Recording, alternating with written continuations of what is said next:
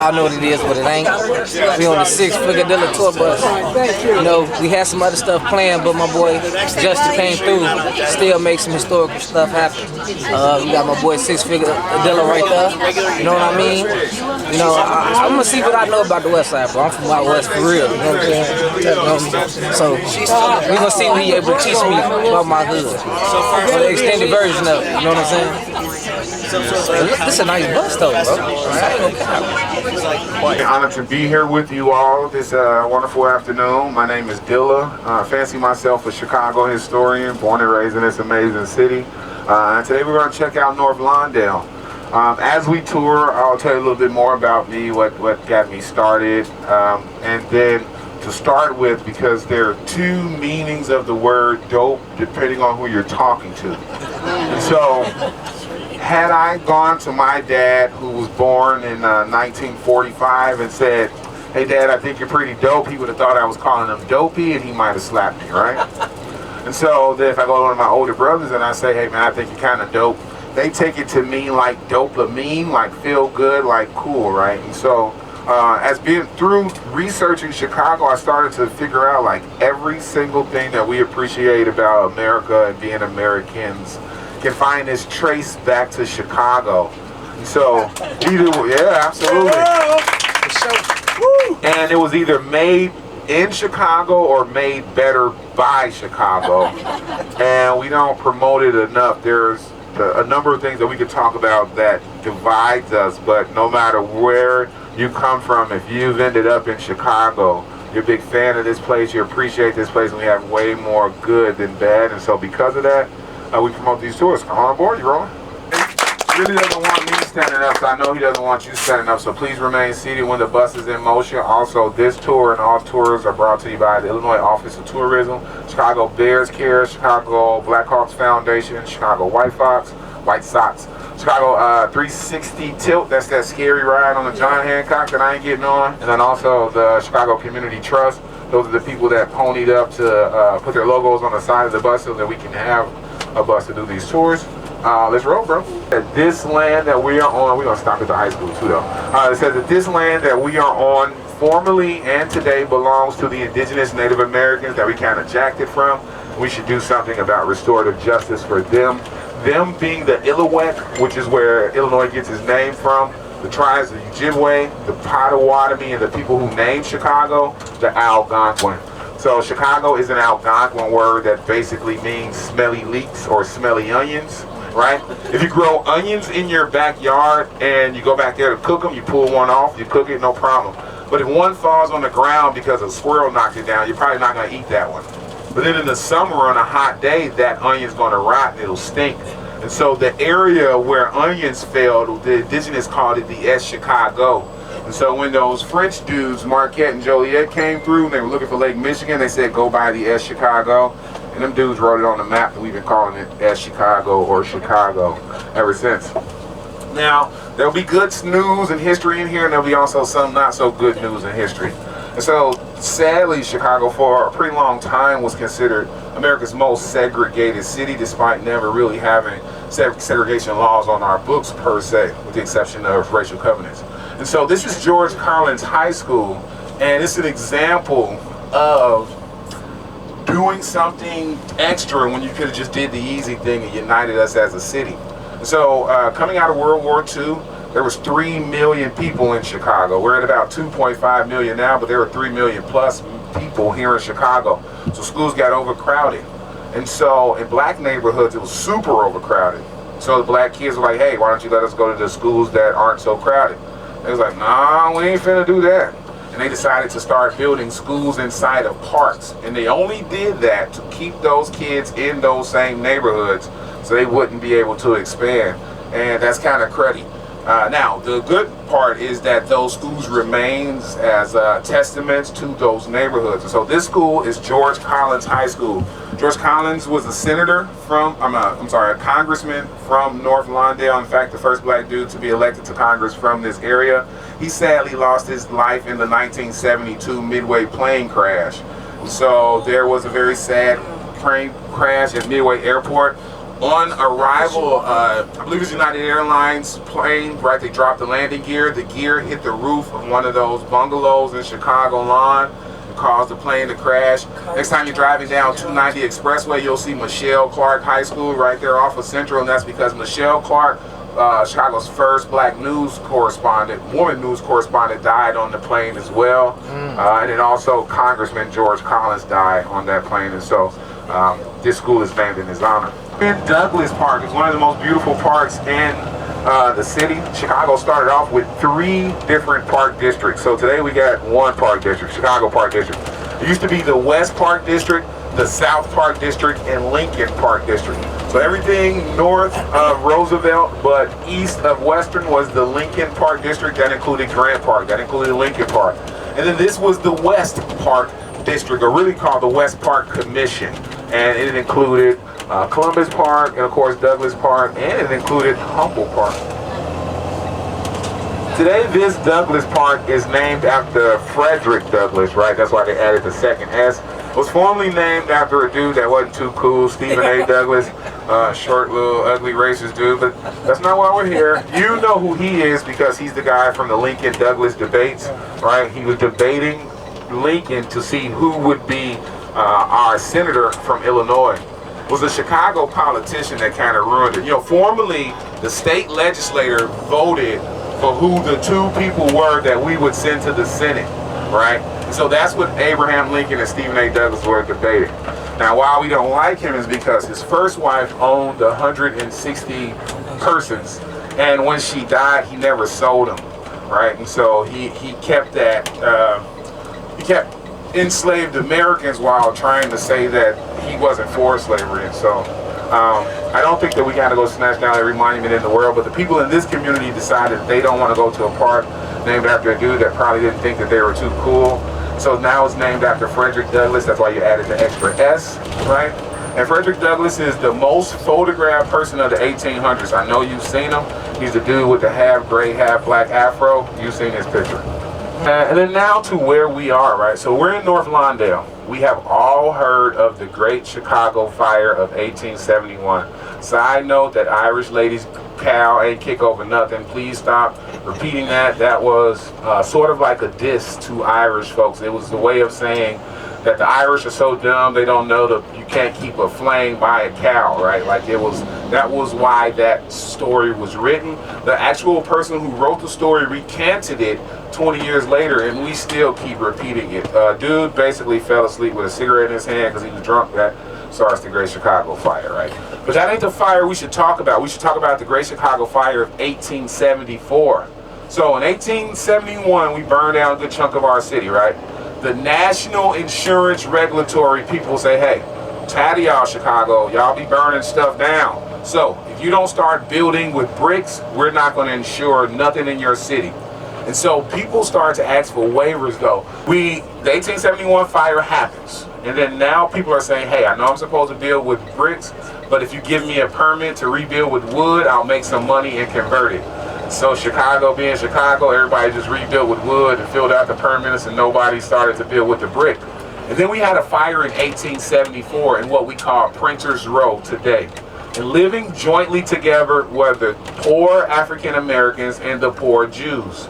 Now, when the 1874 fire happened, the national insurance agencies canceled every policy in Chicago because they said, hey, you idiots won't build with bricks.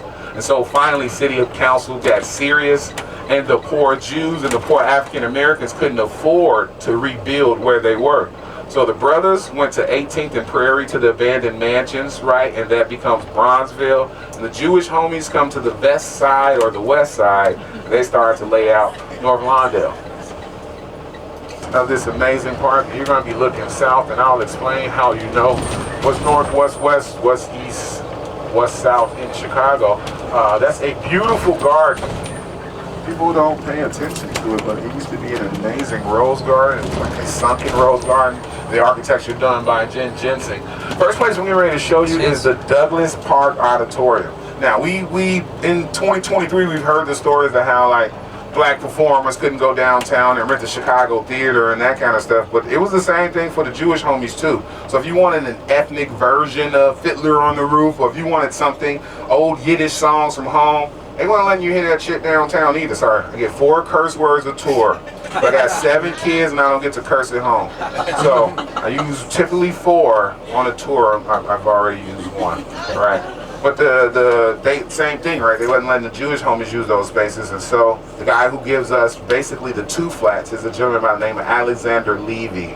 He was a Bohemian Czech, a half Jewish dude from Poland, and because of the Chicago lot sizes of 25 feet by 125, makes it kind of hard to put a big house. So he comes up with the 2 flats because over in Czech, they call their apartments flats. You put 1 flat on top of the other, you get a 2 flat. So then he starts to be rich from designing these 2 flats, and he designs the Douglas Park Auditorium. And this is one of the most amazing buildings on the west side. Here, ready to check it out right now. The terracotta that you see on it was made on the north side of Chicago.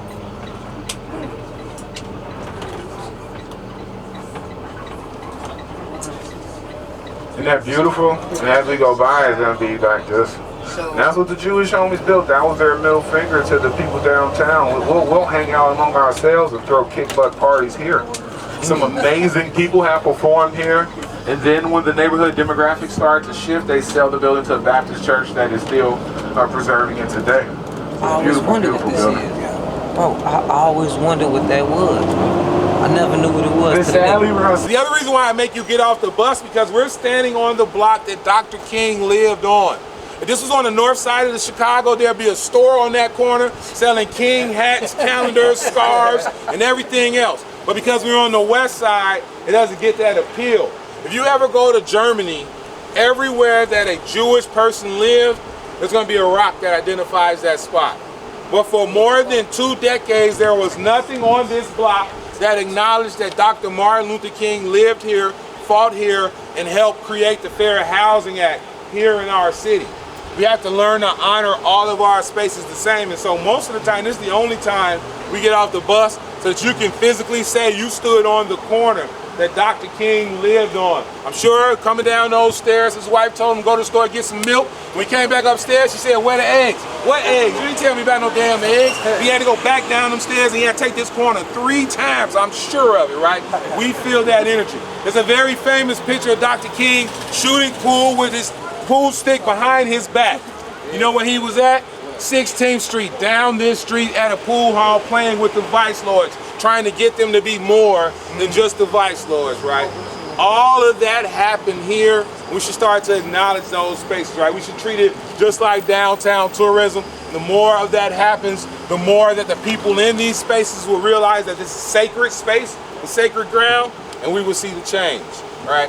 So make sure you tell people about this corner for us. Please take your photos and safely, without raising my insurance, get on the bus. What creates like these vacant lots and the dreaded redlining. Hey Dylan, what's redlining? Real simple thing to answer.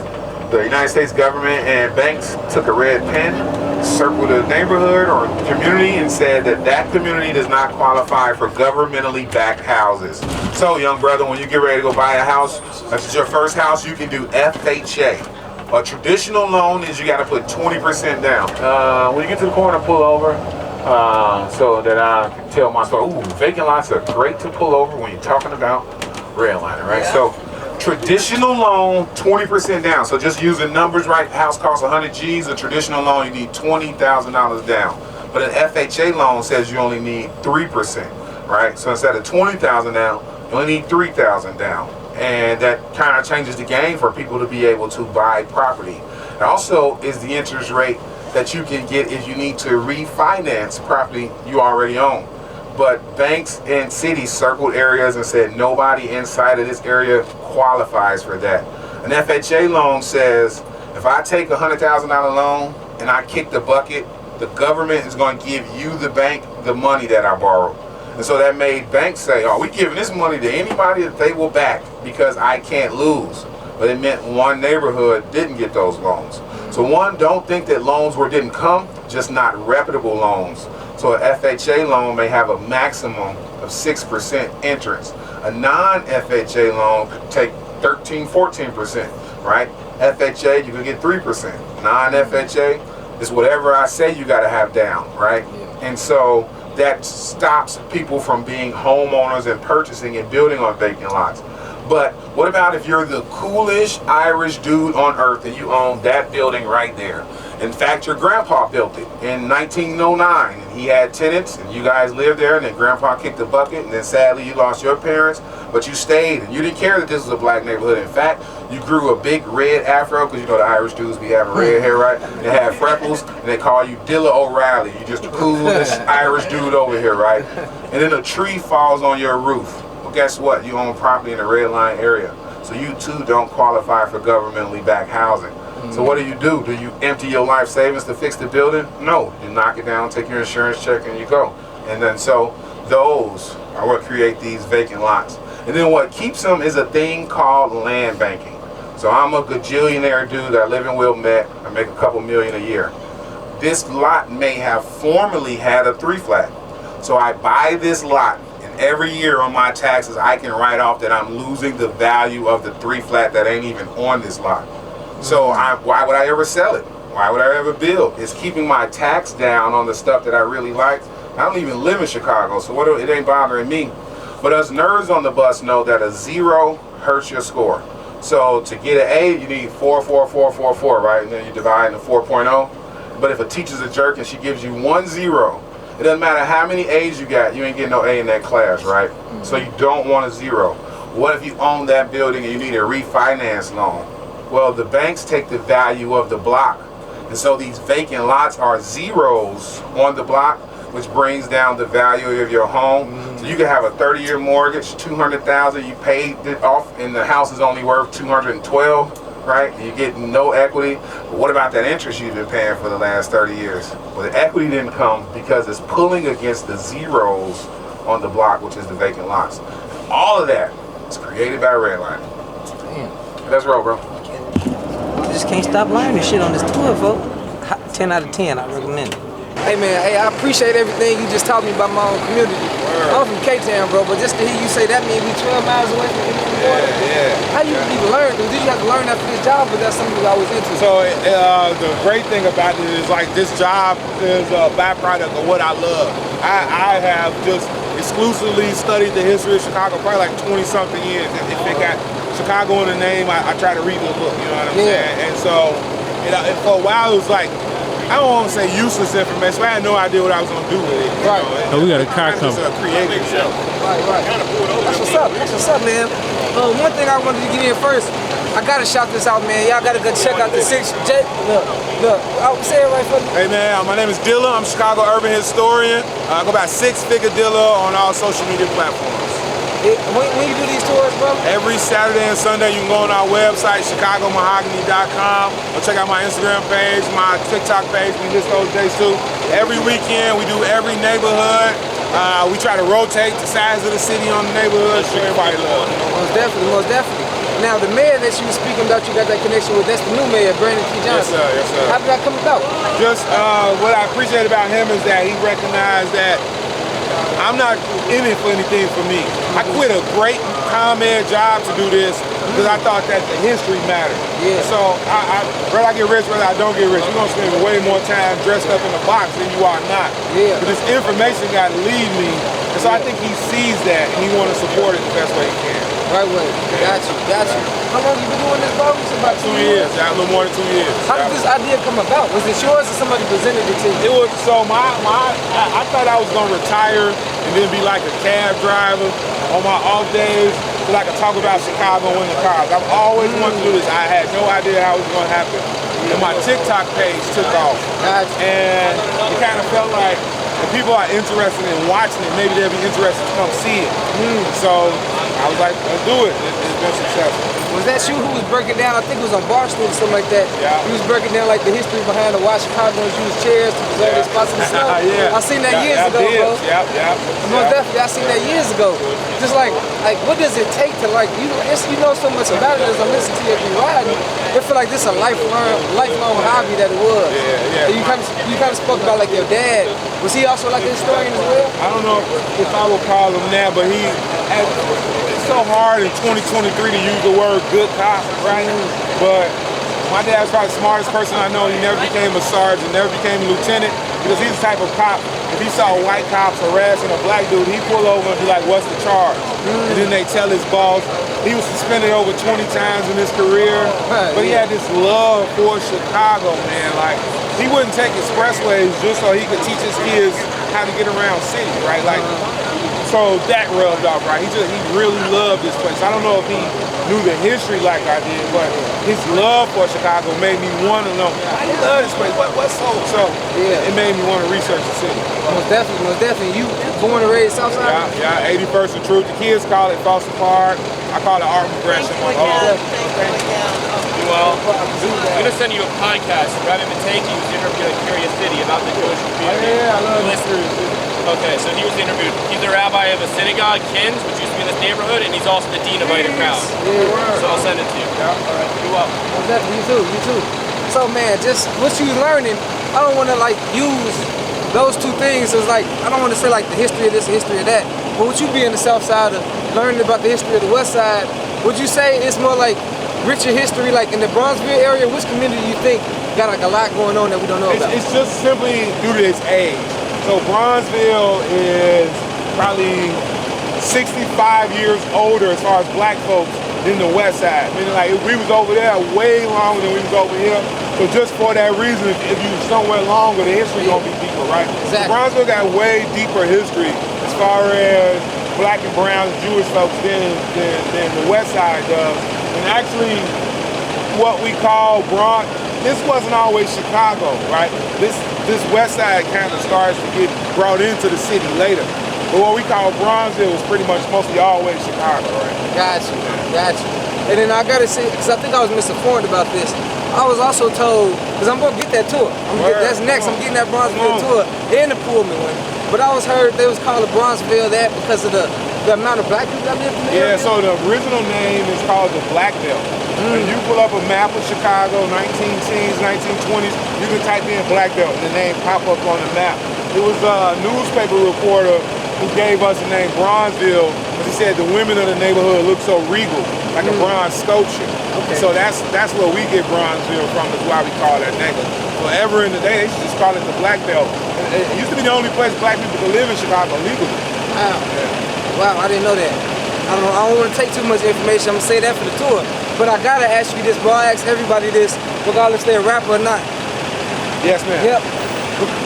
This violence that's plaguing the city right now, I got an idea what I think it might take to fix it, but I always, especially with you with so much knowledge you got, what do you think is something that we can use to curb Chicago violence? Man, I know, so I'm a 40-year-old dude, right? You know what I'm saying?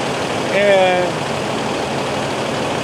I won't say it's solely the music, but it's like the rules of the music. You know what I'm saying? And this is the example I give people all the time. When I ask people why in our music, particularly Chicago, particularly drill, why do we gotta say the names of real sex? Why you gotta say the names of real victims? Just make up fake names in your shit, right? Like, you don't gotta know Killer Ward or Old Block or 051, right? Like, that's where you're from, cool. But when you put it in the song, it creates the violence.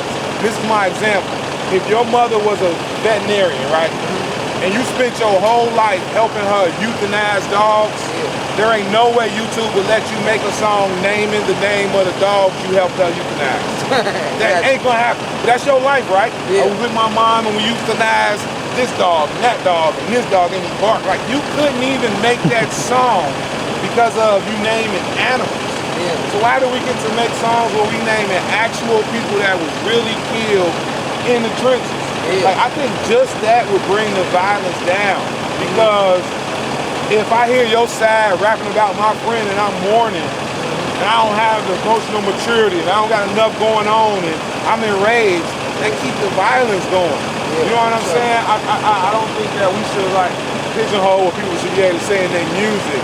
But I do think you're not going to slide on nobody listening to Michael Jackson or Jamie Foxx.